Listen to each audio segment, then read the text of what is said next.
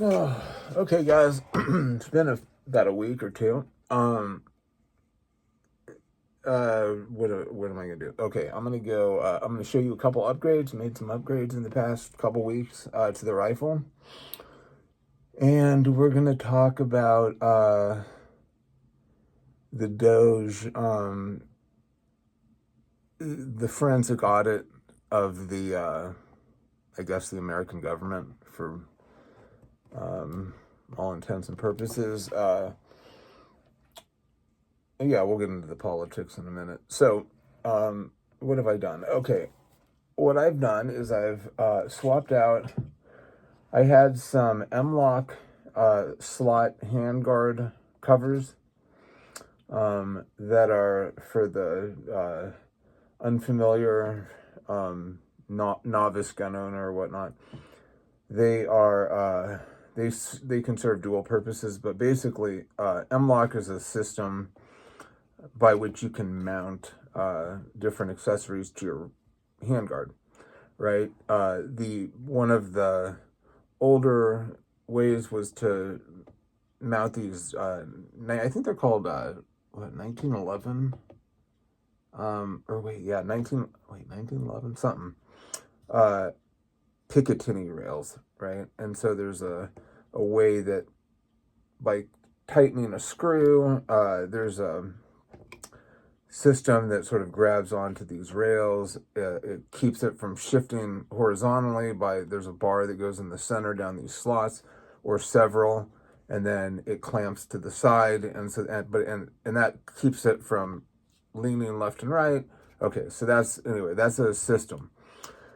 But that's a heavy way to add things to your rail, and it can increase your rifle's length or weight quite a bit.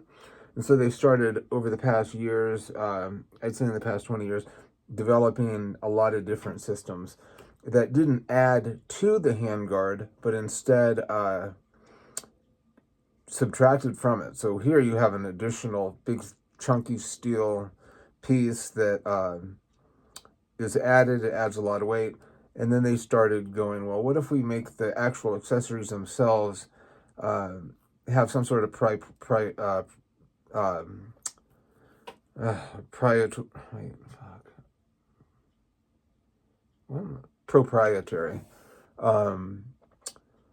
a proprietary design that works exclusively with a system called M-lok. There's other ones, key mod, just different ways to mount. However, one of them is called M-lok, and that's pretty much the easiest one. There's a small little piece of M-lok, yeah, right up front. It's not even really enough to mount anything to, but so what happens is handguards can get hot to the touch when you're shooting a lot of rounds, but also they can. It's just, it's just ugly with a bunch of holes in your deal. So there are different solutions. One of them being something called M-lok slot covers, right? Handguard covers for M-lok slots. And M-lok slots can come in 4, 3, 2, 1. Anyway, so what I had some covers that were made by a company called SC Irregulars, and they were made of polymer, which is a plastic, and they were made in a 3D printing process. Not too high tech, not too not a lot of technology necessary to 3D print some. I know I have one here. I have some on the other side of the room, but I'm not going to go grab them. So yeah, here's a little piece of one. So this is, right, that's one of, well, and you can see the thickness, right?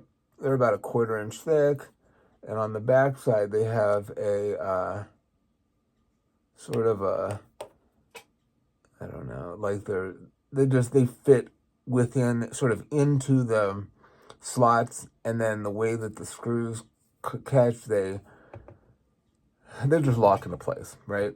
I'm not gonna, there's a little system to it, right? But they work great. But so these are made in polymer, which it is great for isolating heat from steel.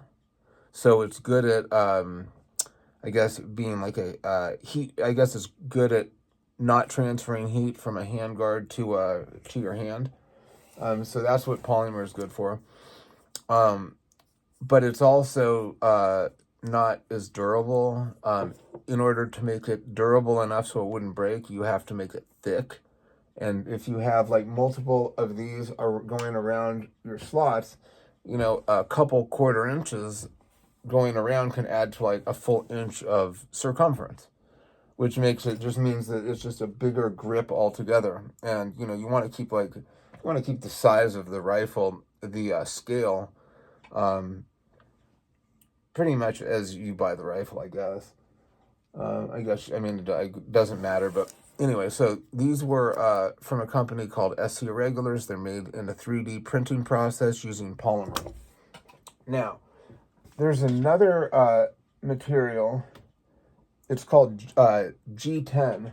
And G10 is a material that's made by layering sheets of fiberglass cloth, right? So you get, and sheets of fiberglass cloth can come in any color depending on if they're dyed or not, or and they're laminated together using epoxy resin, right?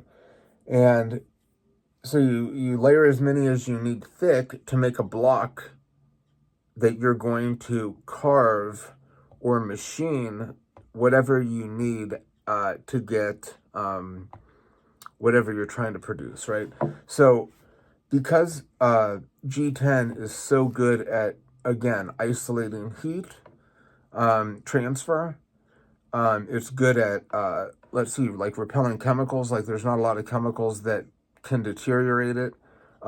It's because it's epoxy, like epoxy is that shit that you used to be able to, like you can find paperweights, right? And there'll be a scorpion in the middle, and then it's just like this clear shit around it, and the scorpion's in the middle, but there's no way in hell it's getting out, and you can't break the stuff. It's like as strong as steel. You can't shatter it. You couldn't break it apart with a hammer. It's essentially like the hardest sort of, it's not even plastic. Epoxy is, it's got enough forgiveness when you try to hit it against something that it won't shatter. So it's not like certain metals that are so hard that they shatter, and so they can't flex, right? I think titanium is one of those, where it's as strong as steel, but there's a certain point because it's so rigid that it will snap.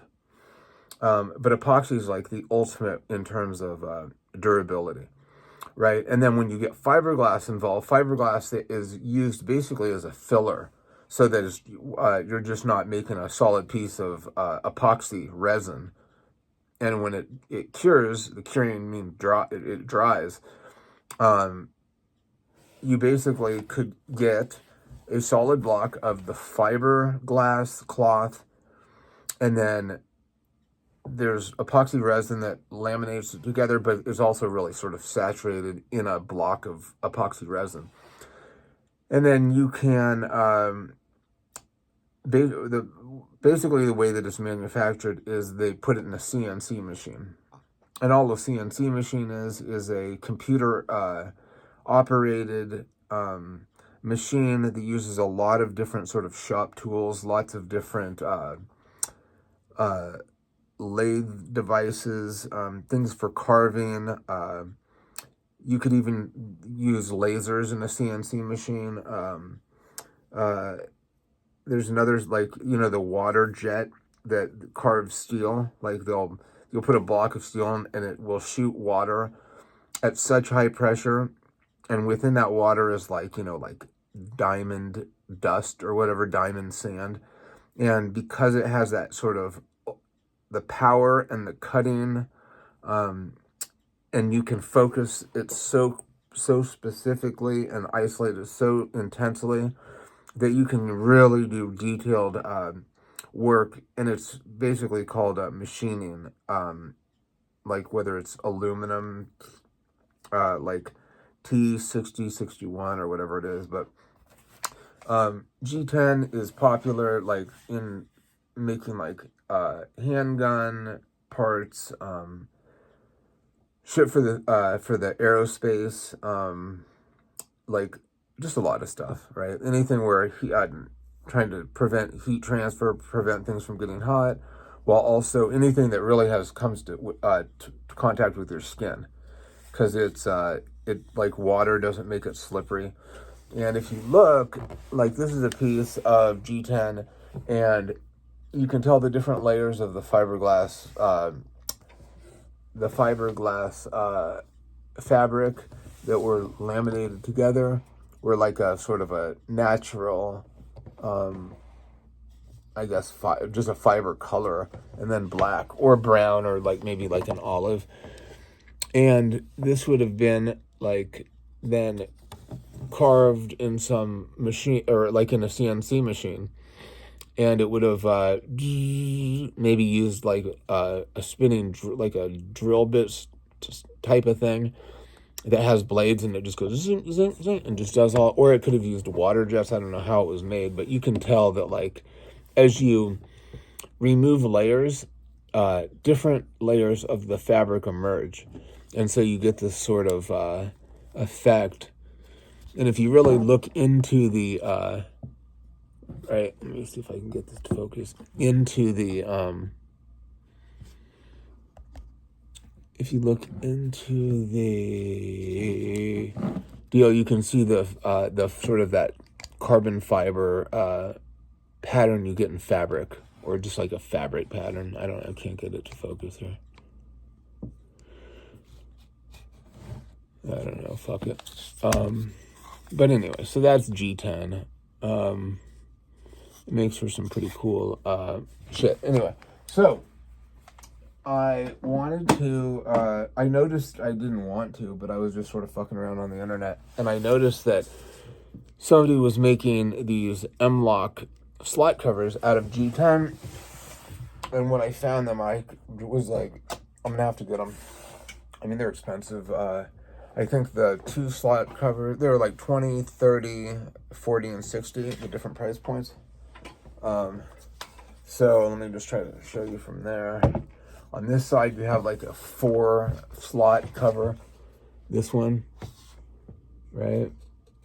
And then there's, let's see, this is a 3 slot, 2 slot, 2 slot, 2 slot. There's a 1 slot cover up behind this, behind the light. Let's see. It's a little tiny guy. You can't even see it. But my OCD, I just had to buy it because I knew it was there. And then on this side, there's a 3, because I have the remote pressure pad, Surefire pressure pad that controls this light. And so it takes a slot right here, and so I only needed a 3 slot deal. But as you can tell, it's paper thin compared to those old ones. It's basically, it feels like, God, it's so weird. It feels like it's just very awesome. I don't even know how to say it, but you can tell that it's just like high quality shit. And it's, it's grippy. It will prevent it from getting hot. So anyway, I spent about $300 on these things, and a aluminum machined magazine release instead of the black steel one. Let's see. Oh shit! Yeah, right there. So just little fucking around little things like that. Always trying to take as much black off this rifle as possible. So there's that. And then I got a Geissele Super Dynamic 3-gun trigger, which is a hybrid 1 and 2 stage trigger. It's got a very, very, very short slack in its first stage. It's a very light 1-pound pull as you pull the slack up to the wall. And then it breaks at about three. Well, this one comes with 2 springs, right? And so it's halfway in between like a competition trigger that's extremely light and a combat sort of duty trigger that's made with a little heavier need for a pull, because you're always dealing with adrenaline and you don't want to you don't want to have a negligent discharge because you were so stressed out and you were ready to send a shot, and you twitched a little bit because of nerves and wind up shooting somebody. But when you're in competition, right, you're constantly on the trigger, you're focusing at downrange at targets, and having a very short trigger pull and reset. Now the reset is after you shoot your gun, right, and it's all the way back. It's how much by letting the trigger sort of ride forward before it cycles and it's ready for another pull, right? So it's a lot different than pulling it from, after you charge it, the trigger is up as far as possible, you pull it, it breaks, you shoot the gun, and then now this is kind of difficult to explain, but the way that these rifles are made is when you have another bullet in your magazine, after you shoot it, your gun, because of because of the mechanical process, it knows that there's another bullet that needs to be stripped off the top and put into the barrel, or into the chamber, I should say, and it's ready for another shot immediately. And but when the last bullet is fired, your bolt will stay back. It won't slam forward for the next shot. And your trigger will also stay fully back. So there's no possible way of, putting a new magazine and then without making the taking the direct physical action of dropping your bolt. I can do it on this side with this bolt drop lever, or with the actual bolt release paddle, which is on this side is a Parker Mountain machine, aluminum deal, sort of oversized, and it's connected to the bad lever, or whatever they're called. So you can drop your bolt by hitting it with your palm, or I like the efficiency of shooting and then changing your mag out, and then being able to drop your bolt and instantly be on the trigger. Now, because this trigger is so feather light, and I'm using the lighter spring, this Geissele Super Dynamic 3-gun trigger, which is made as a cross between like a competition and combat trigger. Man, it's going to take a lot. It actually takes like a lot of muscle memory to really know where that sweet spot is, because it's a light. It comes with 2 springs. One is a 4-pound trigger break. When they say break the shot, it means it fires the gun. The trigger is released and it slams forward into the primer, and then the bullet actually fires. Up until that, when you're the first stage of the trigger is the slack between where your trigger is, where it starts, where it rests normally up front, and this slack that it has up until there's a wall. And you can feel it. It doesn't. It just sort of like stops, and that's the first stage. On 2-stage triggers, there's sort of like this slack that you pull, and then it comes to a point where you know that any extra weight is going to fire the bullet. And that's really good for like duty guns and military guns, cop guns, because it allows you to keep your finger on the trigger as you're going through a situation where you might need to break a shot immediately. And, because you don't know where the targets are emerging from. And yet you don't want it to be so light that, like, sneezing or, being startled because some little kid walks from around the corner, and it's so light that, you flinch and it the trigger gets pulled, right? And so there's two springs. There's a 3.5 pound, or wait, there's a 3.2 pound essentially, and then a 4 pound. And a typical, like, competition trigger would be anywhere from 2.5 to 3. I mean, they can get even lighter, but that's like sort of, I mean, you have to be really sort of, like, you have to be shooting hours and hours and hours and hours every day to know, to be able to use that slack on a 2-stage trigger, and not fire your gun, like, be able to use it with as a to know that you're, like, getting ready to make your shot. You're putting your sight on target, your fingers on the trigger, but you're ready to fire, but you're not ready to fire, right? And then I don't even know what I'm saying, dudes. The trigger comes with 2 springs. I decided that I would just keep or put the lighter one in. So I broke down the trigger part of the trigger assembly, right? You have a trigger and then you have a hammer. And the trigger has I guess, to explain, it's pointless, but I don't know. And so anyway, I installed it. I went with a lighter trigger. I'll show you what it looks like. It's very light. And then we're going to talk politics for a minute. So here we go. First of all, just so everybody knows that this thing is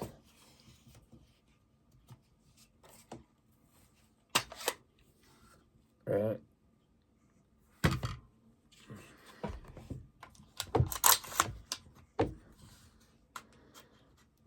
There's no bullets in that. Okay, so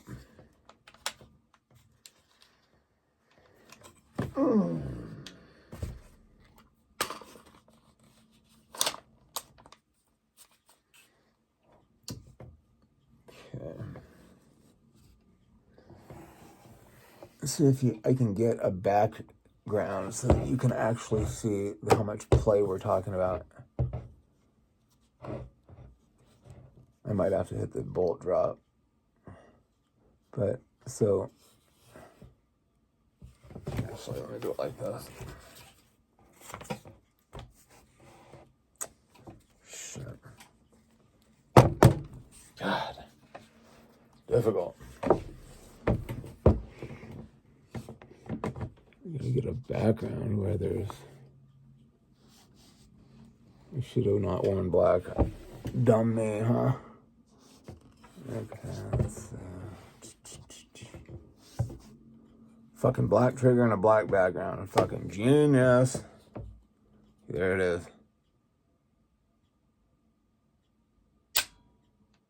So now the shot's been broke. And so this is mimicking another bullet being in the magazine, right?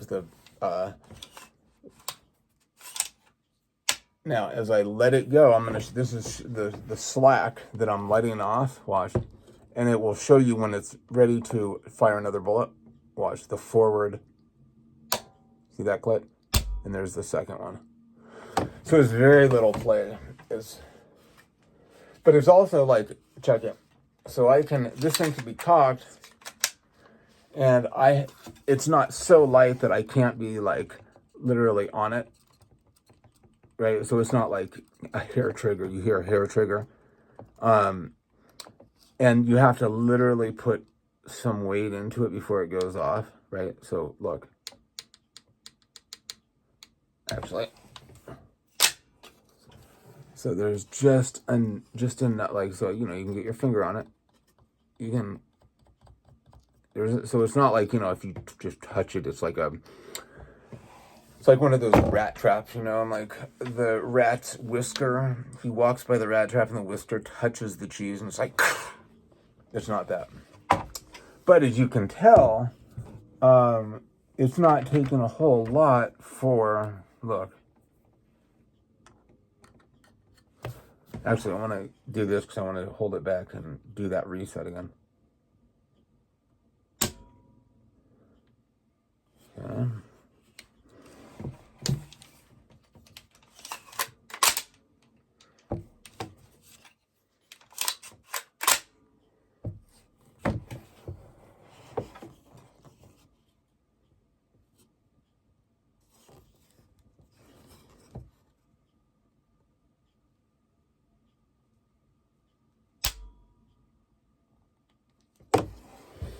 Anyway,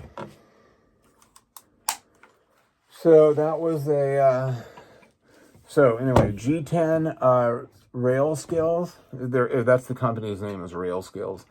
There's some M-lok, what they are, the general term would be some G10 M-lok handguard covers. And so these guys make them. They come in 4 different patterns. There's like a dragon scale, which is sort of like a snake. It's a directional, like scales that would be on a snake. Then there's this. This is honeycomb. I love the honeycomb. I love that, just the symmetry of it. I bet dragon would be cool too. And then there's one that's much micro dot is one. And then there's another one,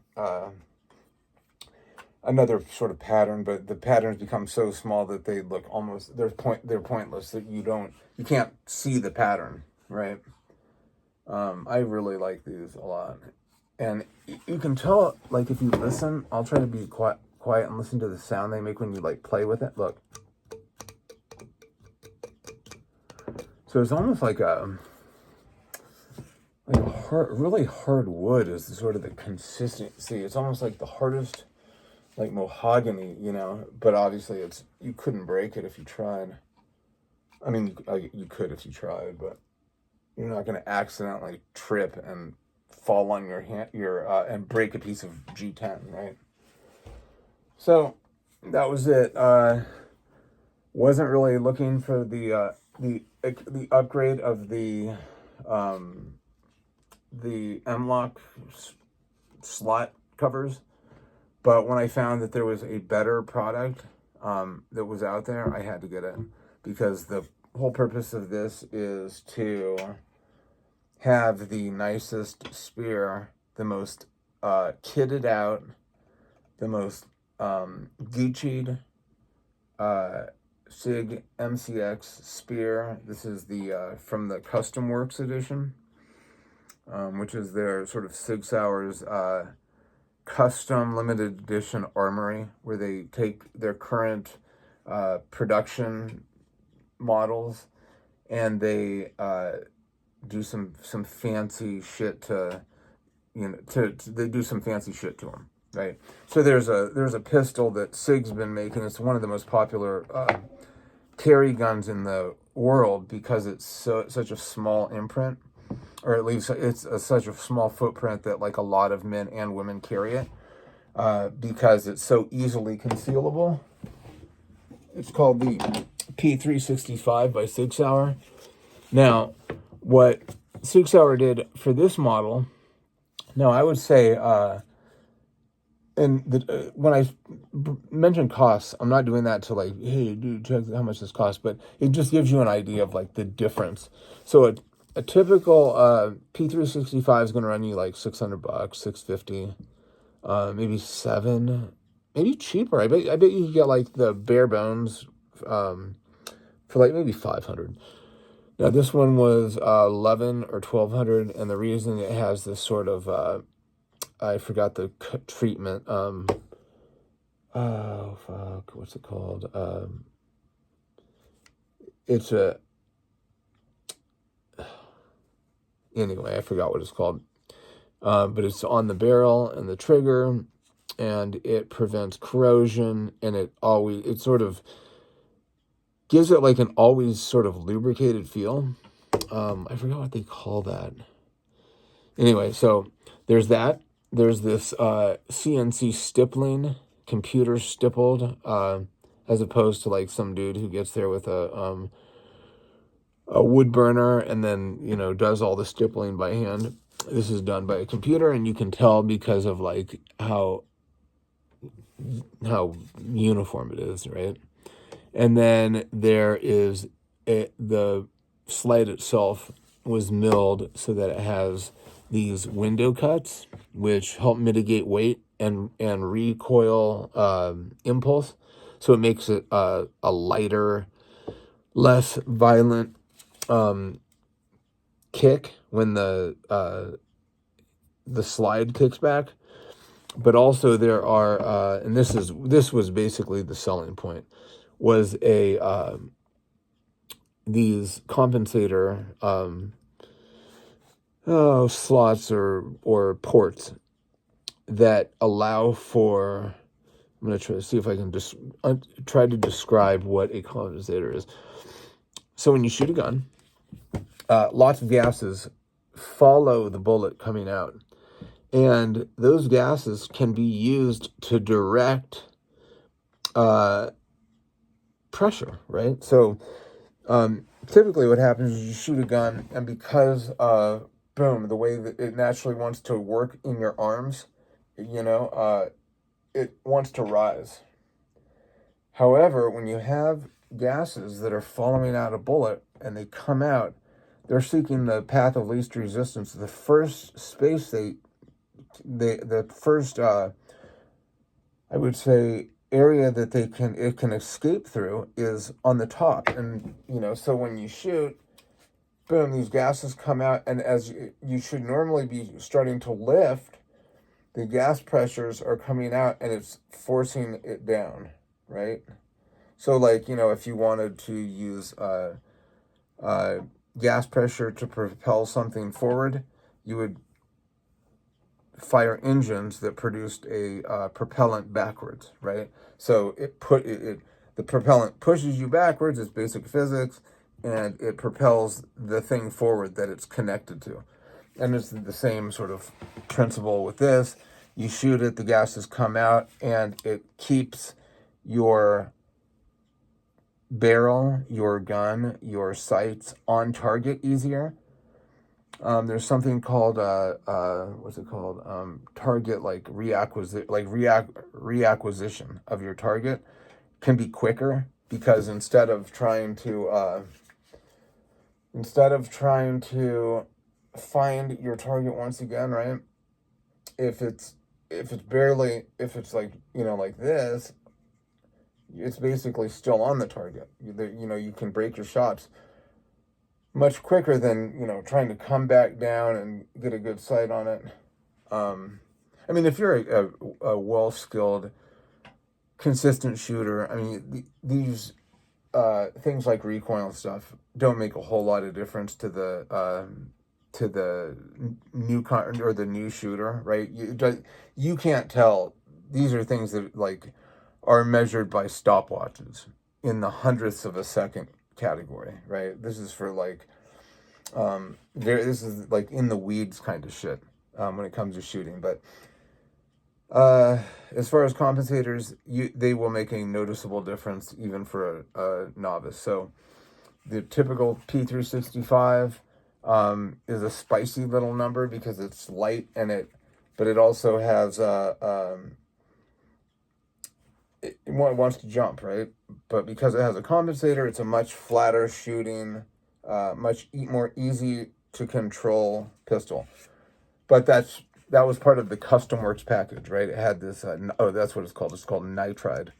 So this nitride treatment, this gold sort of nitride treatment, and the different stippling, the different grip, and then the different machined, just the slats, what is it called? Whatever. You machine in, what are they called? I can't think. Whatever. these sort of grooves or whatever, so you can grab your the slide and you can rack it or whatever. It just gives you grip. And so there's like some nice grooves, and I've been saying stipple so many times. I want to keep saying stipple, but it's not. It's something else. Anyway, so that's the deal. They offered a custom works version of the P365, and it cost cost about double the price by doing that.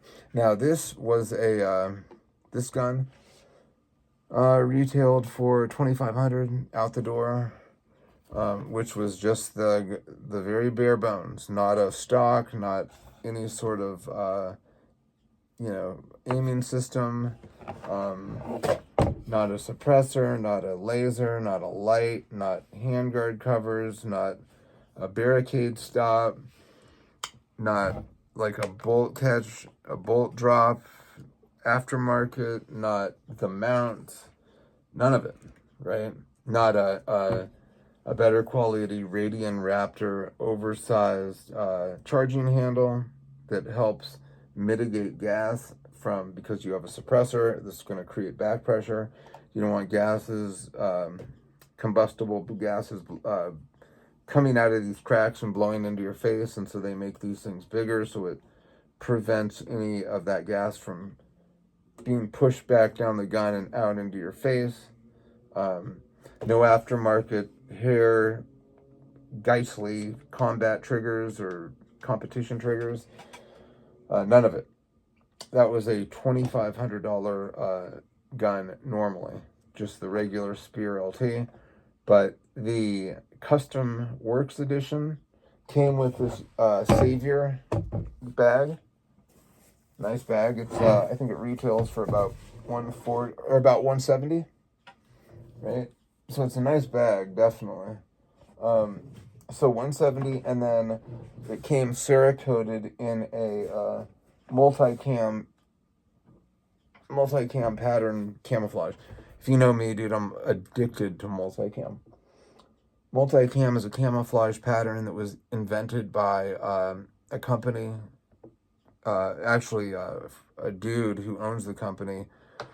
I forgot his name. I think Cry is part of it, but the company is called Cry Precision, and they patented the pattern of multicam, which is on half the shit that you see in all my clothes and all this. This gun is multicam, and this is the traditional multicam, which is a great color for Arizona because Arizona is you got a lot of browns, deserts, but it's also got the greens of the mesquite and the lots of grass out here, lots of canal systems. So we're able to keep Phoenix and Tucson relatively green all year round. But it's also Sonoran Desert here. So it can be desert. Actually, in Arizona, we have all 7 of the what are they called? The elevation zones from what's it called? Sonoran. It's not Sonoran Desert, but all the way up to like Alpine or whatever. Like when you're talking about like the top of Mount Everest. Now, not that the highest elevation mountain in Arizona is as high as Everest, but there's a certain point where you get into that zone where I don't know if it's 20,000 feet, or I think Everest is something like 29,000 or maybe 30,000, something in that area.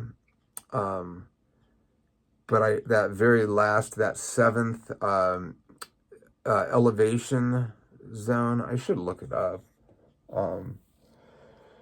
Anyway, Arizona, I think, is the only state in the U.S. that has all 7 of those zones. I could be wrong, but I'm pretty sure that I've heard that before. And because I, grew up in this state, I'm 52 or 53. I don't know which. And I've been all around, and I've been to like, you know, snow, just like elevation so high that like, you know, basically trees stop growing. It becomes like rock and snow.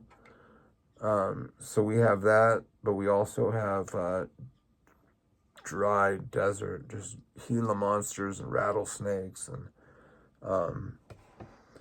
anyway, I don't even, oh, so that's cryo. So multicam, traditional multicam is the absolute best camouflage for Arizona, pretty much for most of the U.S., just because it's a camouflage that is so adaptable to so many different,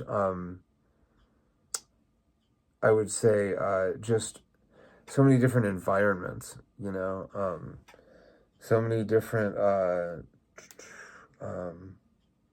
yeah, I guess environments or whatever.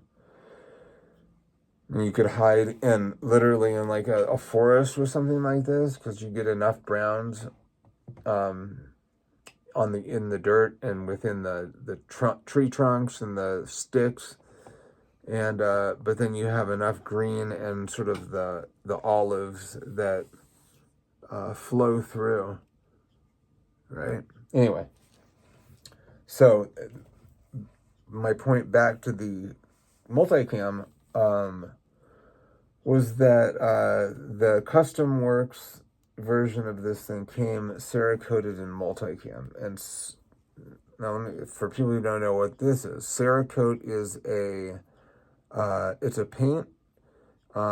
Typically is done by professionals. I think Cerakote will only sell to like licensed Cerakote people who've taken their classes and know how to do it. Usually it's airbrushed on, and the paint itself is made with a powdered glass, so that it's like with G10, it does very well in extreme heat conditions, right? So like the end of this suppressor will become so hot after shooting. If you were to shoot 30 rounds, like as fast as you could, or let's say 90 rounds. So if I burn through 3 magazines, I put them in, shot 30 rounds. At the end of that, this thing would be glowing red hot. Literally, the suppressor would be glowing red hot. And if not for having a suppressor cover that's made from Nomex, which is what they make like fire department suits out of, with a sleeve under this fabric that has Kevlar. It's made of Kevlar and Nomex. There's a fiberglass sleeve that is. Let's see where's that other piece I have?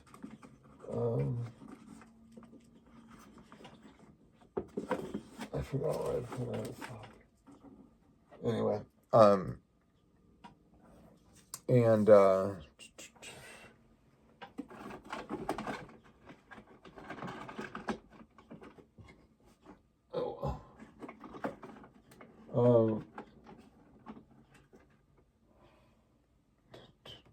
it's on. Oh fuck! I don't know. Who cares?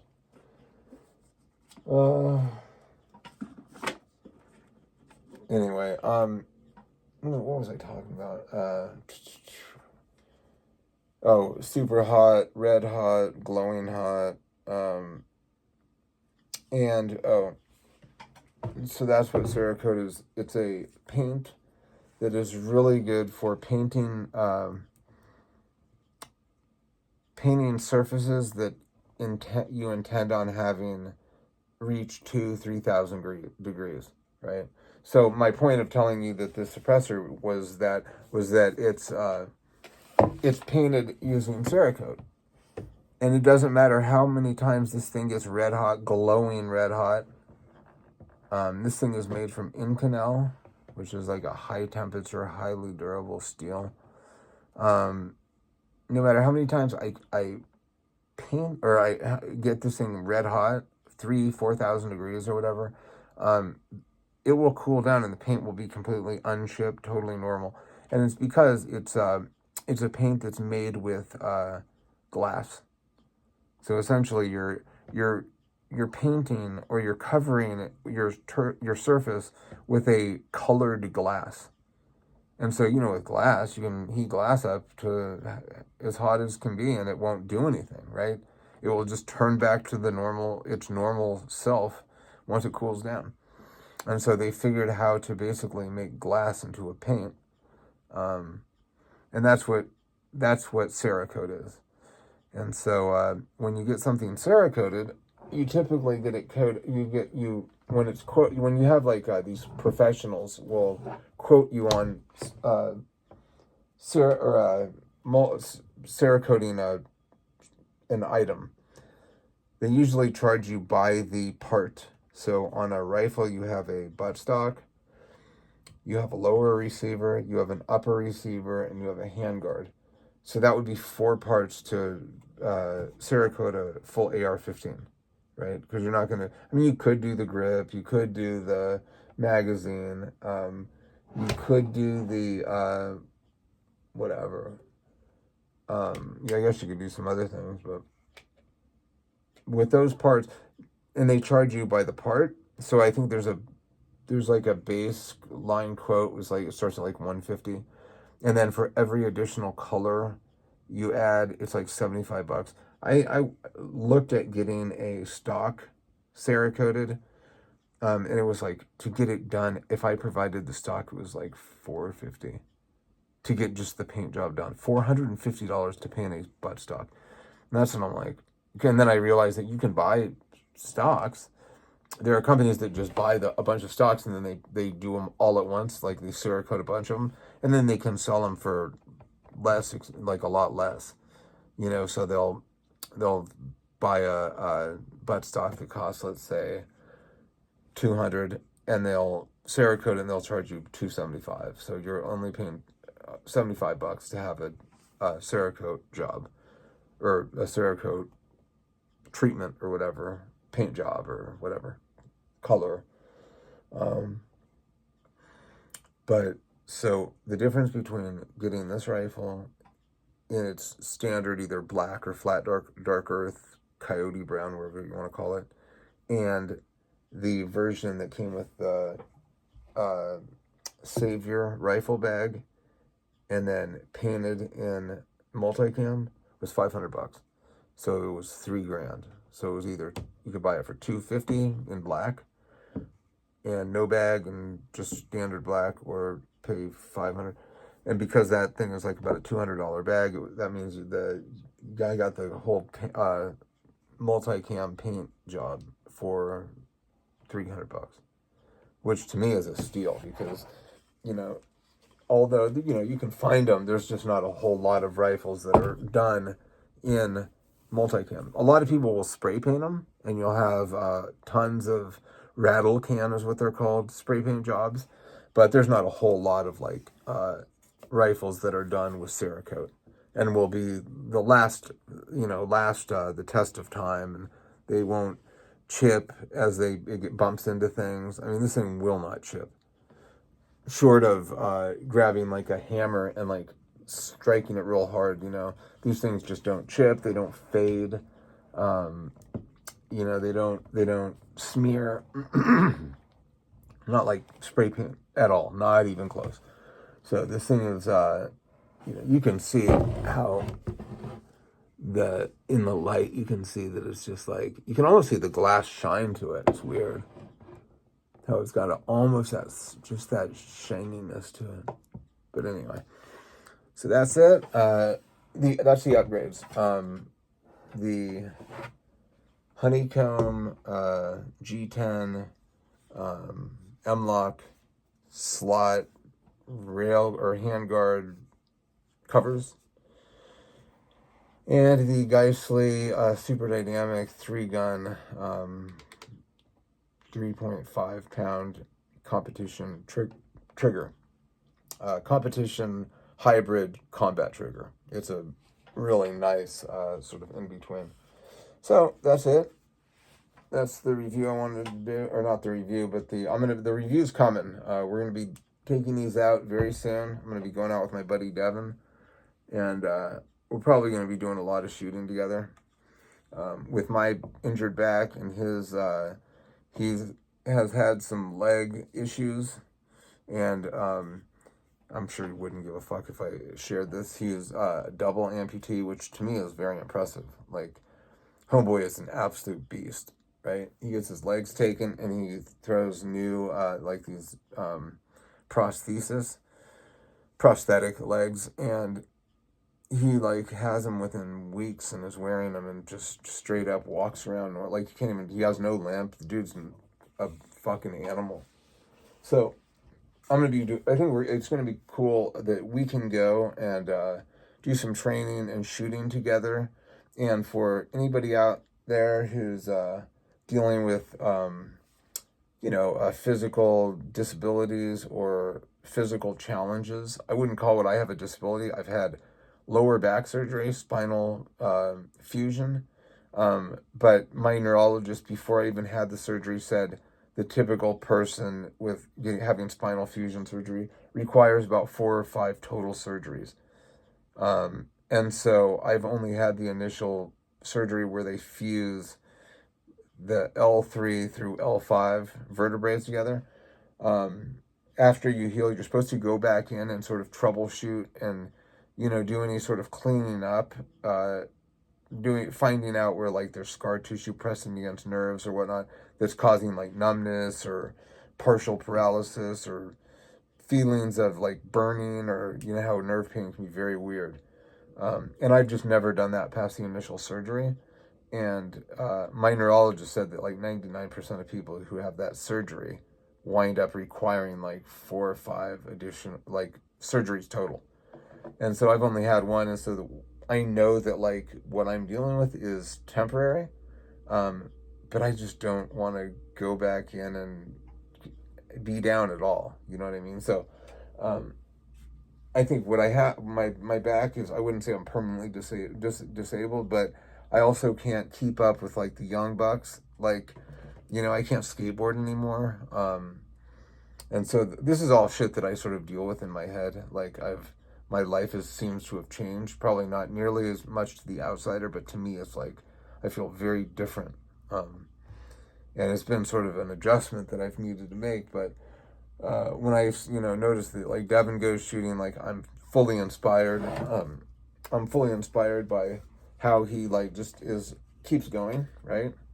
He doesn't let anything slow him down. I mean, the dude has had his legs taken. Think about that. And for me, like, that is to me like the person that I need to be with to look at and to watch live, so that I can try to take a piece of that energy, take a bit of that courage, and and I want to be that. I want to become that guy. You know what I mean? I don't want to be the guy who's afraid of doing things because I can't. I'm no longer the dominant guy in the group. And so you get older and you adapt. You deal with changing, and for whatever. We're gonna go out and we're gonna do some shooting. We're gonna go through some different guns. I think it's gonna be super killer to like shoot with him, and for us to like go through the sort of the struggle. I don't even call it struggles, but like go through the process of learning how, when you are dealing with prosthetic legs, like how you would stand to do like shots, or let's say you were running in a 2-man tactical group, and like how would you shoot and cover each other? How do you shoot from one leg? And so it's gonna be really interesting because we're gonna have nothing but time and lots of bullets to sit there and say, and let's work through this. You know what I mean? And get to the point where it's like we're as capable as anybody else. That's a good thing about shooting, is like it can be something where you literally would have to be a quadriplegic with no use of your arms or hands. Because I've seen a dude, a fucking quadruple amputee, from the Afghan U.S. war and global war on terror, and this dude blew up in an IED attack, and he has arms that have hooks, and this dude has jerry-rigged this system where he walks out on prosthetic legs and with not his real arms, and he shoots guns and pistols. And dude, I watched this and I'm like, there's another dude who's born without arms and he has like these little stubby things, and he's like a quick draw beast. And I see that shit and it's so inspiring to me. Like, there's nothing even to me remotely like he's being trolled, or like he's like the joke's on everybody else, right? The joke's on the fully able-bodied guy who this dude could outshoot in a heartbeat. That's got, like, he cocks it with like his shoulder or something. It's like the lady who paints or types with her toes. This shit just blows your mind. You don't clown a lady who types with her toes. Okay, what she'll do is she'll wind up backhanding you across your face, slapping the shit out of you with her, the ball of her foot. Just like bitch slaps you with her heels. So anyway, okay, so that's that. The little upgrades on the Spear LT, MCX Spear LT.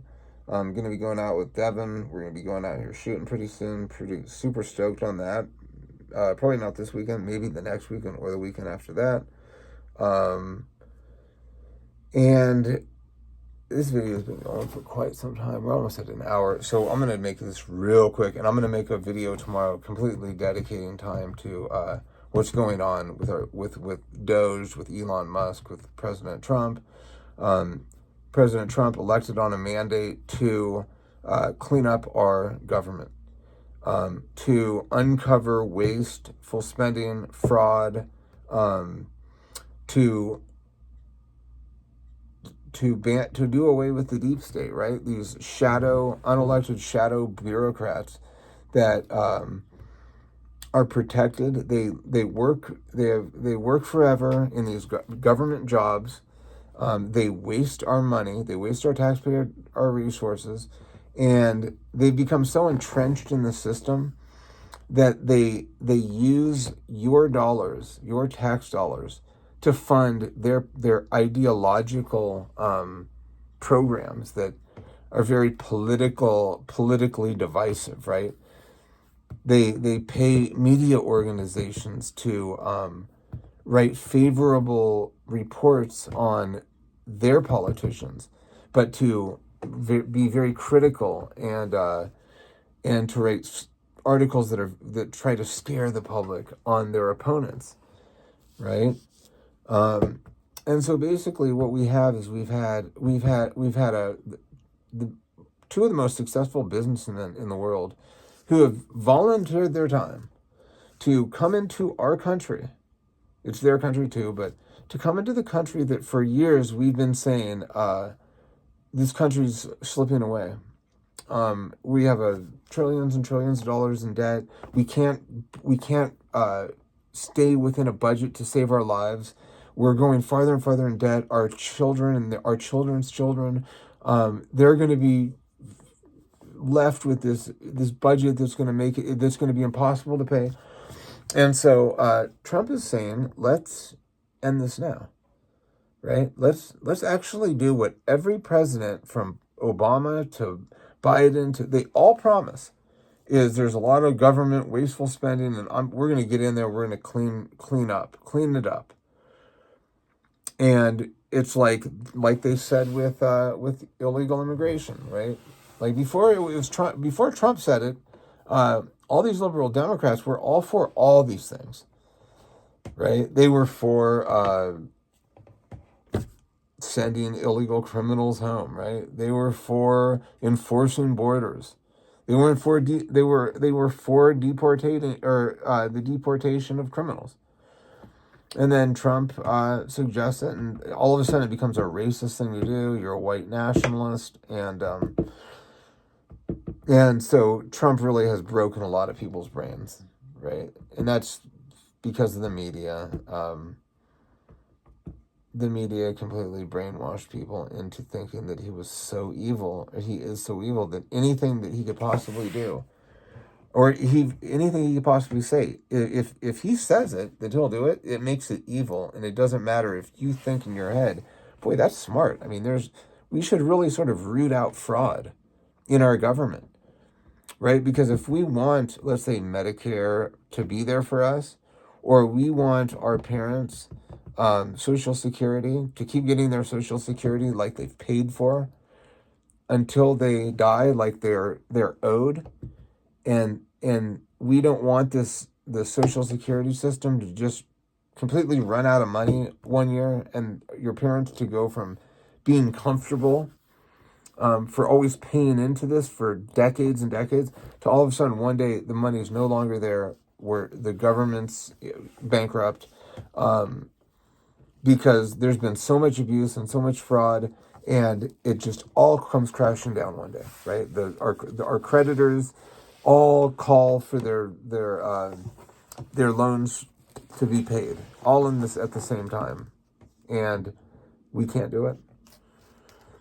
And so what's going on is, Biden's administration in the past administration has said that approximately 250 billion with a B, $250 billion a year is stolen because of fraud.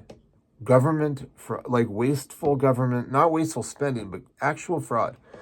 Now, if you can find out how that's happening, and for instance, when the people of Lahaina, Hawaii, remember they only got $700 checks after their town burnt to the ground? And you're like, why is there no money? Where's the federal government? And then the people from East Palestine, remember there was that train derailment, and there was whatever waste in the water, and all the birds were dying. And they only got a couple $100 for like some one-time emergency check. And then the people in Tennessee and South Carolina, they all they have like these once in 100-year floods, and they're told like, oh, FEMA's out of money. All of our emergency use funds are all gone. They've been redirected, reappropriated to the war in Ukraine. And everybody was like, wait, but we're the ones who put the money there, and it's there for us and our fellow Americans, so that if we ever have if the world shits on us and our house burns to the ground, or there's a tornado, there's money to help either us or our fellow Americans. And when it's like, I have no problem with my tax dollars go to help another fellow American if when they're hurt, I support them getting help, and when I'm hurt, they help me. Like, that's sort of how our system works. But when we've got unelected bureaucrats running these federal agencies who know that Biden's policy is this war in Ukraine, to keep funding this war, despite the American people protesting, saying we don't want our dollars going over to help protect a border, when our president won't even protect our own border, right? We got crime, and we got these Tren de la Agua, and we've got MS-13 and all these gangs, and they're just like running rampant through our cities, and we're supposed to just accept this, right? We're just supposed to accept this as like, well, the Democrats don't care about law, right? We've been told that the Supreme Court makes a ruling on like, school loans being forgiven. Joe Biden wants to buy some votes for a midterm election, so he says, oh, by the way, if you have outstanding student debt, we're going to cancel it. And then people are like, wait a second, I paid mine off, right?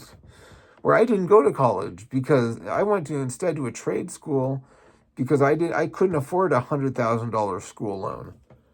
And now you're telling me that I've got to pay this dude's degree in underwater lesbian basket weaving or some fucking shit like that? Right? No thanks. And so the United States Supreme Court said that the president can't just arbitrarily make the executive order that American taxpayers are just going to pay the the unpaid debts of other Americans. No, you don't get that power, dude. You don't get to force Republicans, who are more likely going to have the blue collar jobs, to pay for your fucking your elitist liberal friends and their social sciences degrees on transgender theory and fucking all that cartoony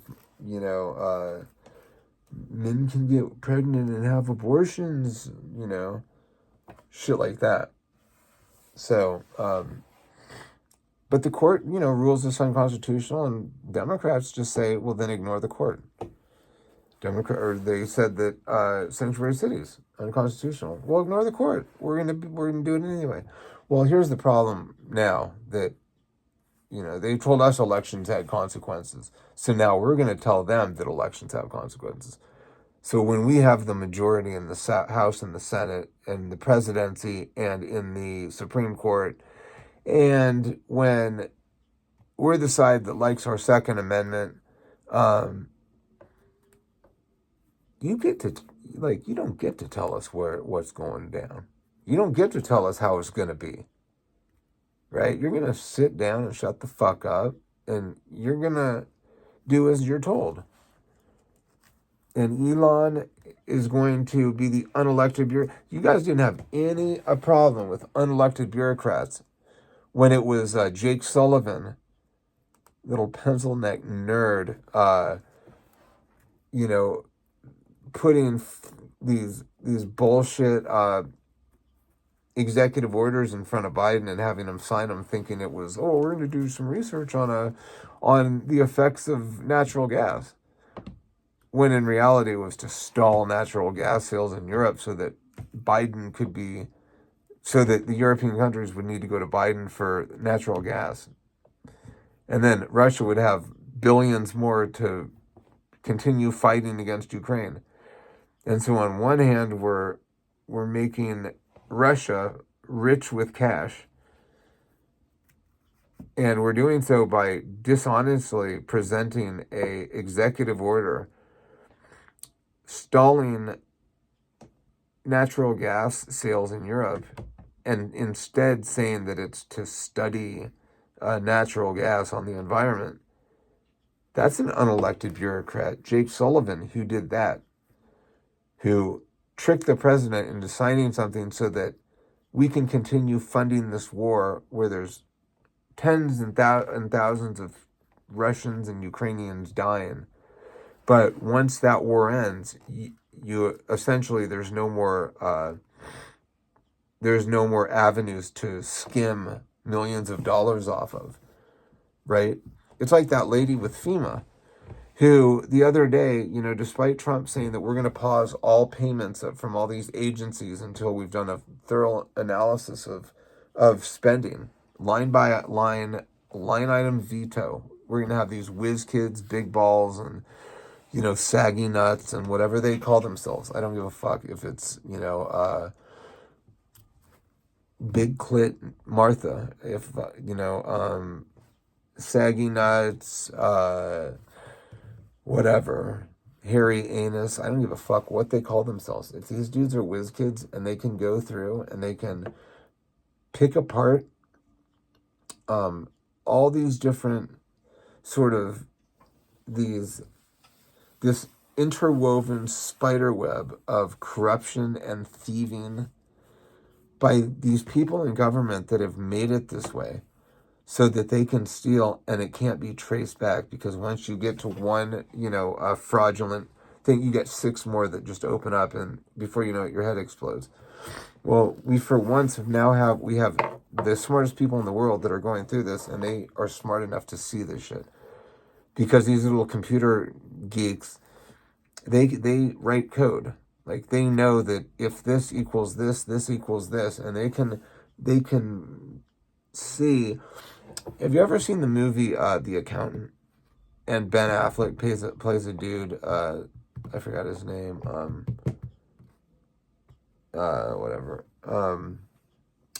Plays a accountant who's got like serious autism, and the kid is like super good with puzzles and numbers and patterns, and he grows up with a dad who's in the military, and at some point he goes to prison and learns from a guy in prison about this other side of accounting, the accounting world, which is accounting for the major terrorist organizations, accounting for the biggest mafia organizations, for Hamas, for Al Qaeda, like these terror groups, these these major hate groups that have millions and millions and billions of dollars, right?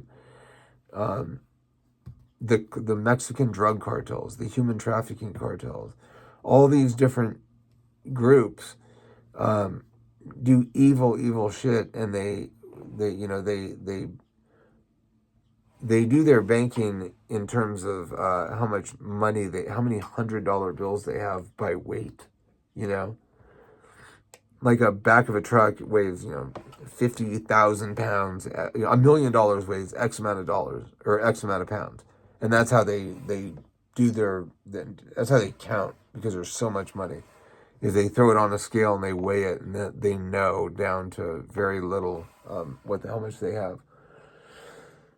So, but that lady from FEMA, she had, despite Trump saying pause all payments and all sort of programs until we've went through and it's not going to be permanent, temporary, she decided that she was going to ignore Trump, and she was going to send $50 million off to this hotel chain in New York that is currently being paid to house illegal economic migrants. And these people are, it's like basically like these are 5-star, these sort of boutique hotels,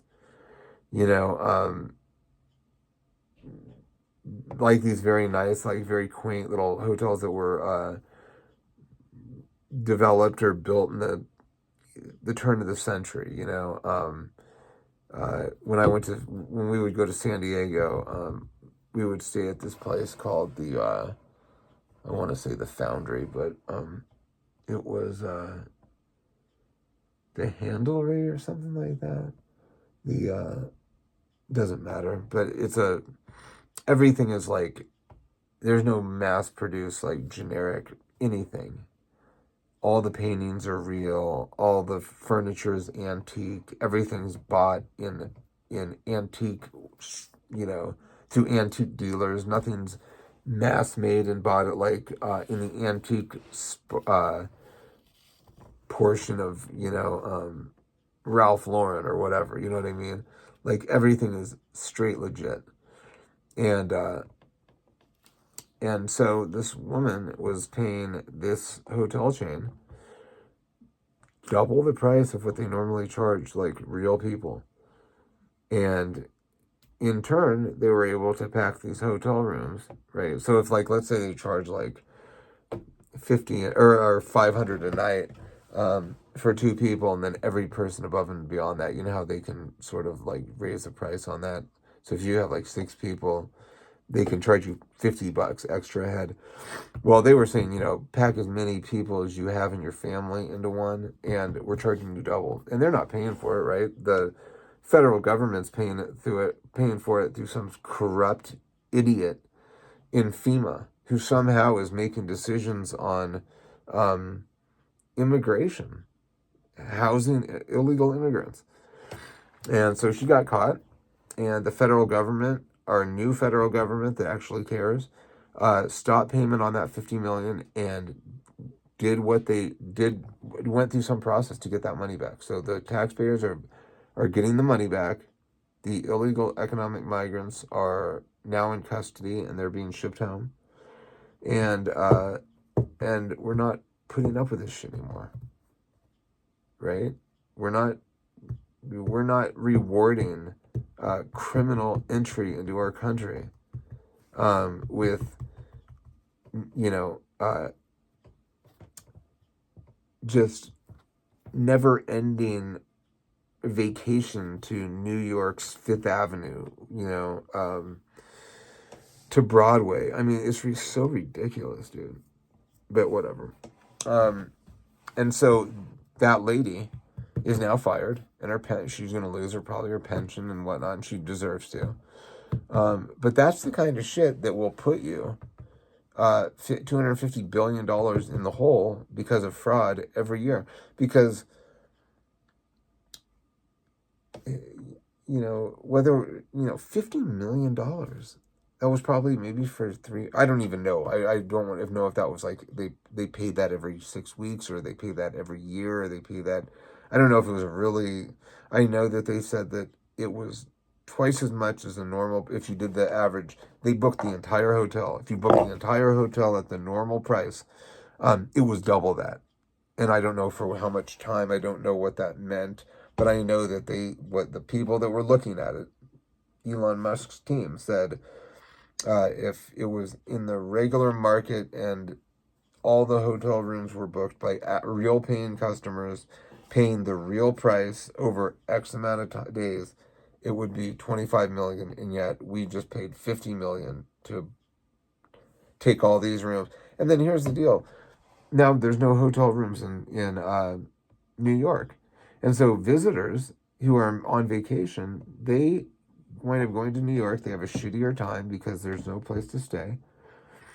And when they do find a hotel room, it's 3 times as much because they're competing with some unelected bureaucrat in our federal government who's used their tax dollars to pay for a 5-star resort for this person who shouldn't even be here, right?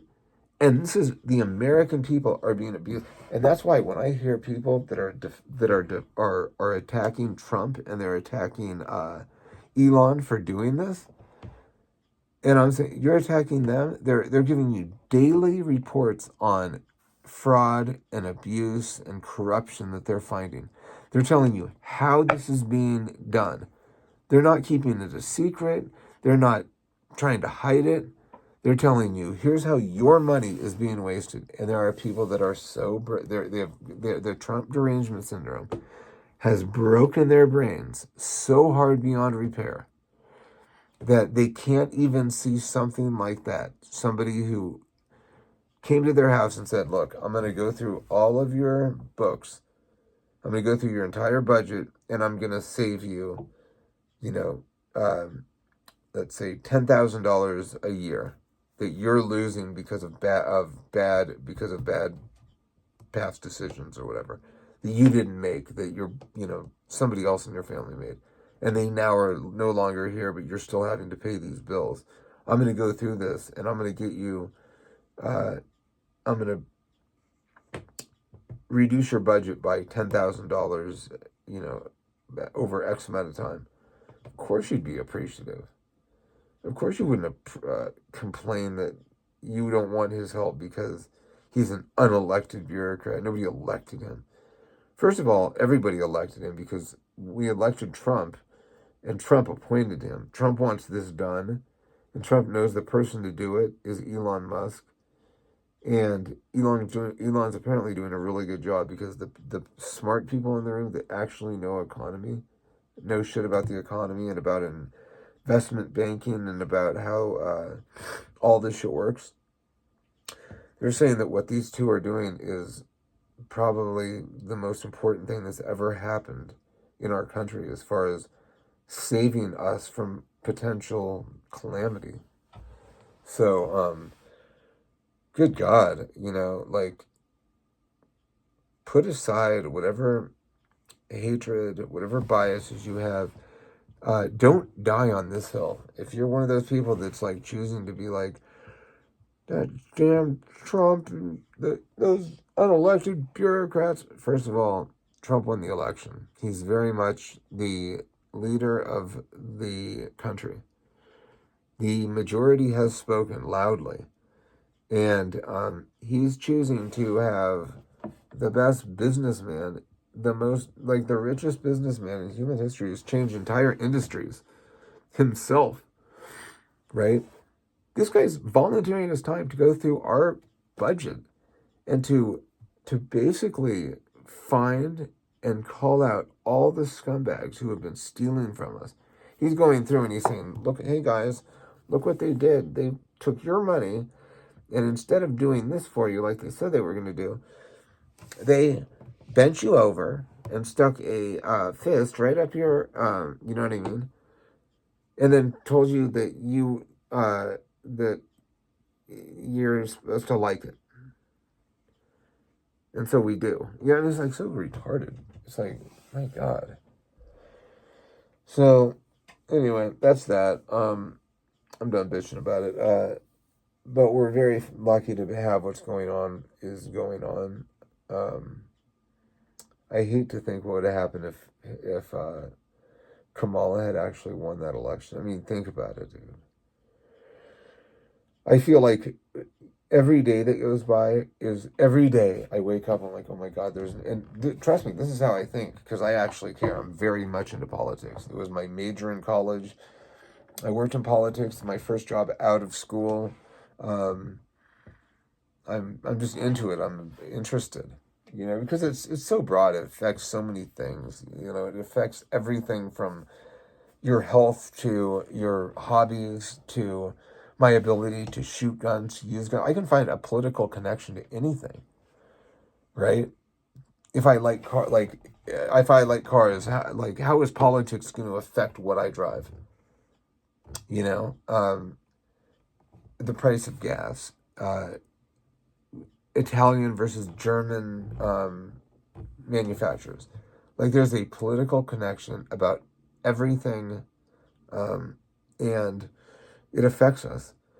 And so, of course I'm interested in it, because I'm interested in my own well-being. I'm interested in my own life. I'm not just one of those people that just sort of like, oh well, whatever happens, I can't do nothing about it. It's like, bro, fuck. So yeah, so that's it. Just wanted to go through the upgrades on the rifles. So the rifle's coming along just great. I'm going to be going out shooting with my buddy Devin here pretty soon, and we are going to do a full breakdown of the Staccato PX series with that Underworld Arms, compensator. And we're going to shoot these suppressed guns, and we're just gonna have fun, right? We're gonna go through all this shit, and we're gonna probably do some sort of drills, do some pistol drills, maybe do some transition, like primary to secondary, pistol to rifle transfers, and just have fun, just shooting, you know what I mean? And so that's about it. Have the G10 Railscales if you need covers for your pistol. Jeez. If you need covers for your AR pistol or your rifle, Railscales is the way to go, dude. They're so sick. And if you're looking for a trigger, I highly recommend a Geissele. I don't care which one. They're all so just clean, and they just feel good. They sound good. They're so hardy, and they're so delicate. They're so fine. Like, they're such a fine-tuned piece of machinery. And I love playing with triggers, man. Like, just taking the pins apart, putting in the slave pins, and changing springs around, and holding them in your hand and looking how they go together. And then when you install them, like putting the trigger in and then pushing the slave pin out using the regular pin until that the trigger's in place. Putting that trigger, the hammer spring and the hammer sear on top of it. It's just so cool how that shit. The guns are so fascinating to me because of the mechanical engineering, or I guess what would be the word? The mechanical engineering that's involved. You know what I mean? It's just so rad watching a machine that's not connected to an electric source. It doesn't have an electric brain making it do something, right? It does something because of physics, because of motion, because of there's applied motion in one direction. There's different there's different what's the word, angles and joints and directions that just cause things to go in different directions, and how gravity affects those, and how momentum and weight of certain items as it works within the planet Earth's environment, but and how because of those sort of gravity, because of weight, and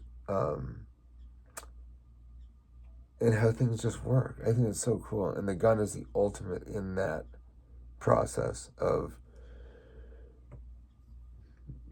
firing a bullet at 3,000 feet per second, 1,000 or not thousands of times, but several times the speed of sound, and that is insane.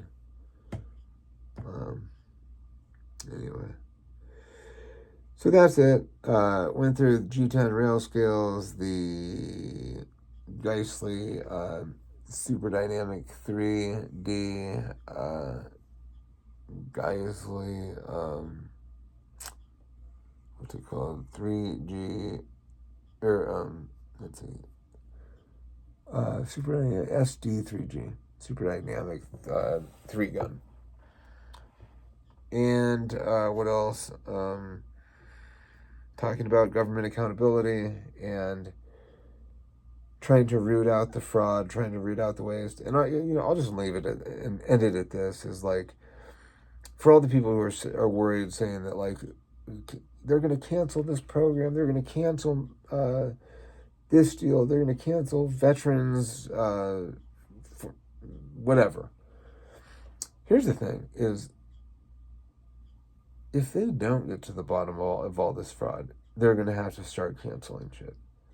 I mean, the fact is if, let's say, Elon and Trump, and they were to go in and they were to actually root out all the fraud, and let's say they actually prevented the $250 billion a year over the course of his 4 years of administration, and he saved $1 trillion